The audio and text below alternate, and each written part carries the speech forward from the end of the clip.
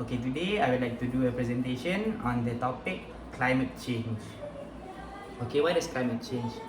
Climate change is one of the most concerning topic in the world, often discussed together with global warming. Climate change may change our way of life. Climate change can also cause global panic, and it can alter ecosystems and biodiversity. Okay, let's take a look at this picture. Do we want the picture to be, do we want our earth to be on the right side or on the left side? So there are many precautions of that. Okay, we surely want to preserve our earth. Okay, let's move on. Okay, firstly, the climate change is actually the change which is attributed directly or indirectly to human activities that alters the composition of the global atmosphere, which is in addition to natural climate variability observed over comparative time periods. It can cause either way. What causes climate change actually? Okay, there are two types of causes that can cause climate change, which are the natural causes and man-made causes. Okay, firstly, the natural causes are volcanic eruptions, the ocean currents, the Earth orbital changes, and solar variation. Okay, this is the picture of the orbital changes actually. When the Earth is more tilted, the winter becomes more. The winter seasons becomes more colder, and the summer becomes hotter. Yet, if the Earth is less tilted, the winter is less colder, and we will have not a summer that is not very hot. Okay, this is the ocean current, or they call it the thermocline. Actually, the climate change itself affects the thermocline, the thermocline cycle, where some cycles are getting warmer. Most of them are getting warmer. Okay, let's move on.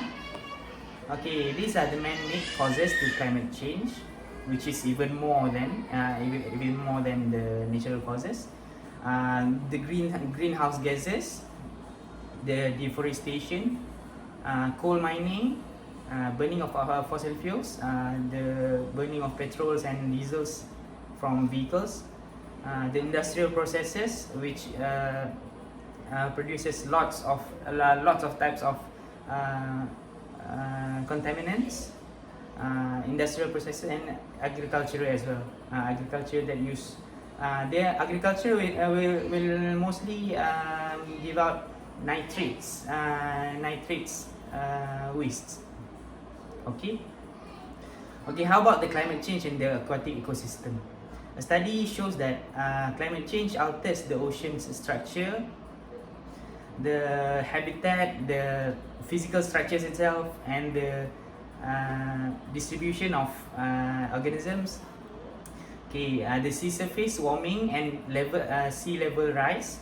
Why? Because the sea surface is warming because of the atmosphere itself, and the ozone layer is getting thinner, and the sea level rise because of both the Antarctic and the Arctic ice is melting slowly. Okay, changes of variables will significantly alter the food change. Changes of variables of the seawater. Changes of variables of seawater such as the salinity, the temperature, and the oxygen level will alter the food chain, because they will distribute. They will some species will migrate to other places for their survival. Okay, plus they can also, the climate change can also causes ocean acidification, as well as inland water as well. Okay, the changes of stability of the surface mixed layer. This is discussed in a study where the stability of this mixed layer of the seawater, mixed layer of the seawater is have changed their salinity or oxygen levels or something like that, and acidity as well. Okay, deoxygenation of water. This is also called a phenomenon that is called hypoxia. Okay, plus it can causes hydrological cycle and rainfall patterns. It can cause variations of these patterns. Okay, this is the picture showing how the ocean are being acidified. Firstly, the greenhouse gases and all the carbon dioxide that is emitted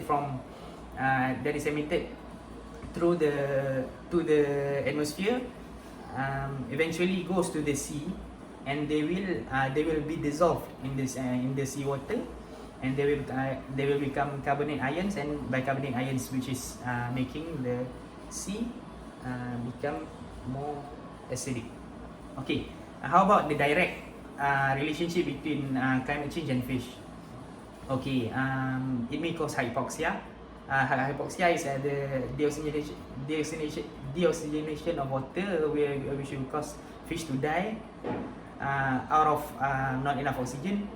It will cause migrations of lots of species, which will disrupt the food chain, which will cause trophic cascade. It will also cause perhaps loss of habitats, the bleaching, the direct sunlight or the climate change may bleach the coral reefs or habitats or something like that. Okay, it will cause widespread distribution of fish, of aquatic animals, which affects fishery actually, and different size. What is different size actually? I will explain it. Okay, this is the picture showing the different size of fish. Okay, some fish will be smaller. In tropical, more tropical in higher temperatures, and some are smaller. Most of them are smaller actually in this picture. Okay, we can see that. So this will cause somewhere this will cause the food chain disruption. Okay, one study from the global change biology has made that these 5 fish is more at risk due to climate change, which is the tolly shad, spotted grouper, yellow-eye angelfish, eastern Australian salmon, and sohal surgeonfish. Okay, how about the climate change and fisheries? Okay, small-scale fishes are the most vulnerable to climate change because they will be affected a lot, because the coastal areas will be the most affected. The climate change disrupts fish stocks and endangering species and ecosystems as well. Okay, climate change will also disrupt the role of fish in food security. Actually, the fish stock is actually very important in food security, together with other food stocks. Okay, then climate change disrupts the availability and circulation from aquatic production. Okay, let's move on. Okay, there are several steps or precautions that we can take to combat the climate change, which is reduce the emissions, perhaps using electric cars, save energy, save electrical energies. Okay, and practice 3 R's, the reduce and reuse and recycle. And we act against the deforestation, of course. We promote the renewable energy. Okay. This is a picture of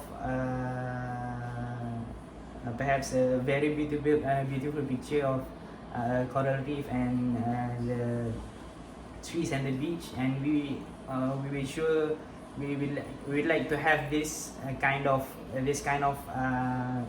ecosystem for perhaps a longer time in our life and in our generations. So I can conclude that I can make a conclusion in one picture. Let's